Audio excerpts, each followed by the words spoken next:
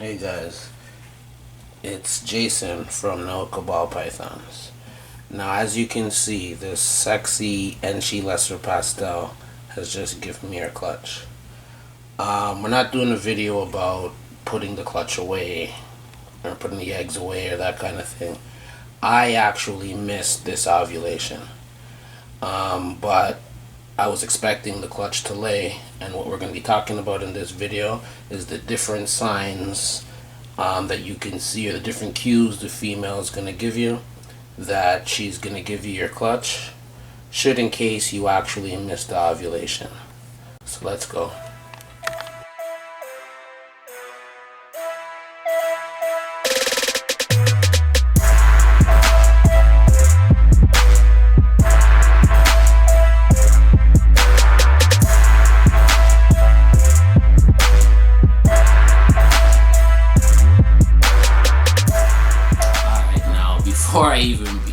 Before I say anything, I gotta be honest. That clutch that was laid this morning is my third clutch that's been laid, and I have missed every ovulation. I actually haven't seen any ovulations this season thus far. That's probably the reason why we haven't done an ovulation video in the breeding series. And it's kind of unfortunate that I didn't get an ovulation on camera, but just to give a brief explanation, an ovulation is when your snake is, or the bottom third of your snake is gonna really swell up, and that's an indication that she's gonna lay. So what will happen is 2 to 3 weeks after that she's gonna shed, and usually about 30 days after that she's gonna lay. So what I'm saying to you guys is, so what that means is I've missed every ovulation, and in theory I should have absolutely no idea when any of my animals are gonna lay. But as I said in the intro of this video, there are certain signs, certain cues, certain things that I look for that kind of indicate to me, kind of tell me that alright, this particular female is gonna lay. And that girl today, I was expecting her to lay, and came downstairs this morning looking for her to lay, and bam.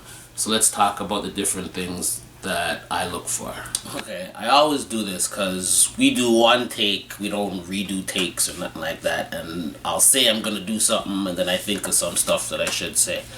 And I thought of some stuff that I should be saying.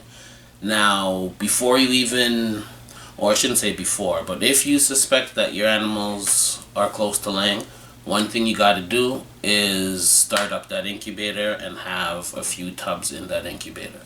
You don't want to find yourself in a situation where your animal has laid eggs and you haven't started up your incubator and it hasn't been fired up and the tub isn't at the right temp and you haven't dialed in your temps and that kind of stuff. Don't find yourself in that situation. Be prepared and have that incubator fired up in advance. Another thing that you want to be doing is good record keeping, especially paying attention to sheds.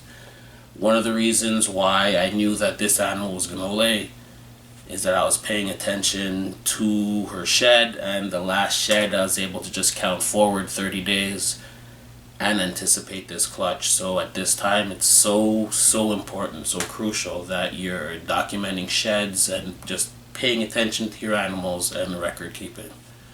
So let's talk. Alright. The first thing you want to know about your female is, has she gone through the whole cycle that we've talked about in this series? And what I'm talking about is, has she gone through the binge eating cycle? Has she been cooling? Has she migrated back to the heat? And of course, has she been locking with the male all throughout the season? So you want to see that complete progression through the cycle and the female back on to the heat. A couple other things that are usually an indication that your female has ovulated is, one, she's completely off food and has no interest in food, and two, very important, she suddenly has no interest in the male. Of course, there's always outliers and always the odd case, but in most cases, once the female is ovulated, she's no longer interested in the male. And if you put the male in the morning, you're probably going to find the two animals on opposite sides of the enclosure, whereas in the past, after an hour, a couple hours, they're probably locked.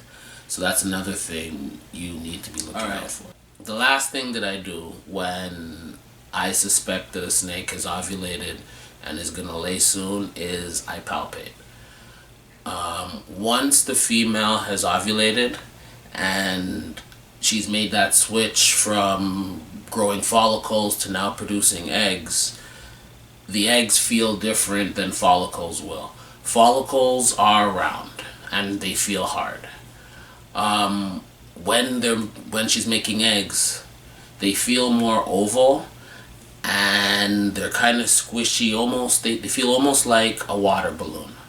So when I palpate them and I feel that if I've missed an ovulation, then I know for sure that that female is going to lay. But it's a combination of all the things that I've talked about. Alright, so that wraps up another video. Remember guys, start up those incubators.